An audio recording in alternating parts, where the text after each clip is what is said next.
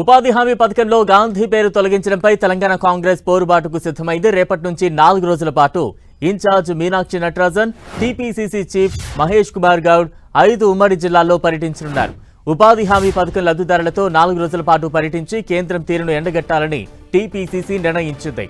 మహాత్మా గాంధీ ఉపాధి హామీ పథకం పేరు మారుస్తూ కేంద్రంలోని బీజేపీ ప్రభుత్వం బీబీజీ రామ్జీ చట్టం తీసుకొచ్చింది.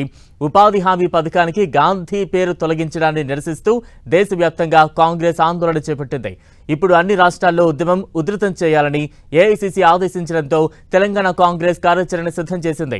ఇందులో భాగంగా రేపు ఉదయం 11 గంటలకు మెదక్ అసెంబ్లీ సెగ్మెంట్ పరిధిలో ఉపాధి హామీ పథకం లబ్ధిదారులతో in charge Meenakshi, PCC chief Mahesh Goud సమావేశమవుతారు. ఉపాధి హామీ పథకం ఉద్దేశం, దానివల్ల జరిగిన లబ్ధిని ప్రజలతో చర్చించనున్నారు. అనంతరం సాయంత్రం 5 గంటలకు మానుకొండూరు అసెంబ్లీ సెగ్మెంట్లో మీటింగ్కు హాజరవుతారు. రాత్రి కరీంనగర్లో బస చేయనున్నారు. ఈ నెల 29న ఉదయం 11కు వేములవాడలో, సాయంత్రం ఎల్లారెడ్డిలో ఉపాధి హామీ పథకంపై కేంద్రం తీరును ఎండగడుతూ మీటింగ్లు నిర్వహిస్తారు. ఇక 30న ఉదయం మేడారం సమ్మక్క సారలమ్మను దర్శించుకుని సాయంత్రం ఆలేరులో జరగనున్న సభలో పాల్గొనున్నారు.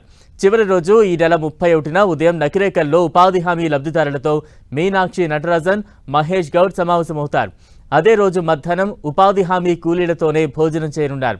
ఇక సాయంత్రం ఇబ్రహీంపట్నంలో భారీ బహిరంగ సభతో ఈ పర్యటనకు ముగింపు పలకనున్నారు. ఈ సభకు పలువురు మంత్రులు, పార్టీ ముఖ్య నేతలు హాజరు కానున్నారు.